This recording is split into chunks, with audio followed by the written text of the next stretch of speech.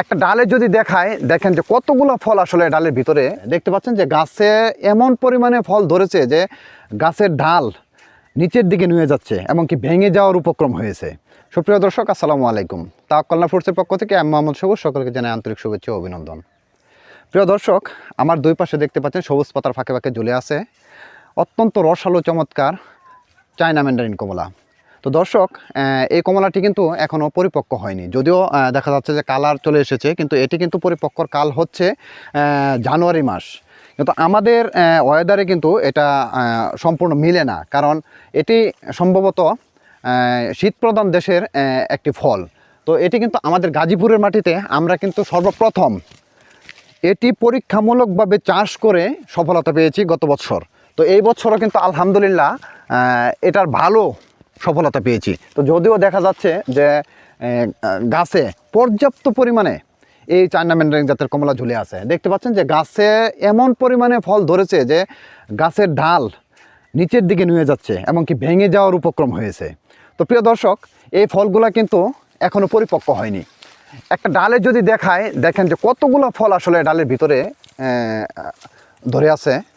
তো এগুলা কিন্তু এখনও পরিপক্ক না, এগুলো কিন্তু এখনও পরিপক্ক না। তো এটি আমাদের এই ওয়েদারের সাথে যদি আমি বলি, তাহলে দেখা যাবে যে এটি ডিসেম্বরের শেষের দিকে আশা করতেছি যে এটা পরিপক্ক হবে এবং খাওয়ার উপযোগী হবে। তো অনেকের কিন্তু একটা ভুল ধারণা থাকে এই চায়না ম্যান্ডারিন জাতীয় কমলা নিয়ে।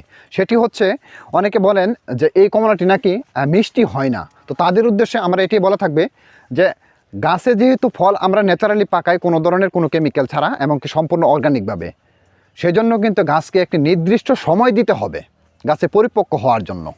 কারণ কাঁচা ফল সবসময় কিন্তু একটু স্বাদটা ভিন্ন টাইপের হয়ে থাকে। তো প্রিয় দর্শক, সর্বশেষ আমি এটুকুই বলবো যে এই ফলটি এখনও খাওয়ার উপযোগী না, এখনও খাওয়ার অনুপযোগী। এই ফলটি যদিও কালার আসছে, কালার আসার পরও মাসখানেক সময় লাগে এটা খাওয়ার উপযোগী হতে।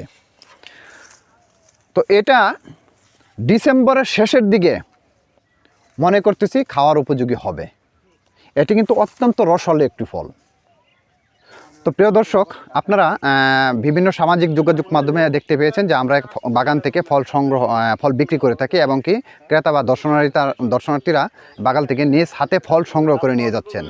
তো সেটি সুযোগ ছিল যখন দার্জিলিং কমলা ছিল, কিন্তু আমাদের দার্জিলিং কমলাগুলো ইতিপূর্বে বিক্রি শেষ হয়ে গেছে। এখন যেটা আছে চায়না ম্যান্ডারিন জাতের কমলা, সেটি আসলে ডিসেম্বরের শেষের দিকে হারভেস্টিং শুরু হবে যদি খাওয়ার উপযোগী হয়। আরেকটা বিষয় হচ্ছে যে এখানে ভিডিও দেখে অনেক ভাইয়েরা জেলার বিভিন্ন প্রান্ত থেকে এসে একটা বিভ্রান্তি বোধ করতেছেন। তো তাদের উদ্দেশ্যে বলা থাকবো যে আপনারা সঠিক লোকেশানে এসে এখান থেকে ফল এবং চারা সংগ্রহ করতে পারবেন, যদি এটা সঠিক লোকেশন আপনাদের জানা থাকে। তো এখন আমাদের বাগান যেহেতু ফল অপরিপক্ক, সেজন্য কিন্তু বাগানটা বন্ধ আছে। তো আমরা এটা পরিপক্ক হলে আমাদের বাগানের গেট খুলে দেব। যদি কারো চারা বা বিস্তারিত জানার কোনো প্রয়োজন হয়, তো অবশ্যই ডিসক্রিপশনে দেওয়া আমাদের নাম্বার থাকবে, নাম্বারে যোগাযোগ করতে পারেন।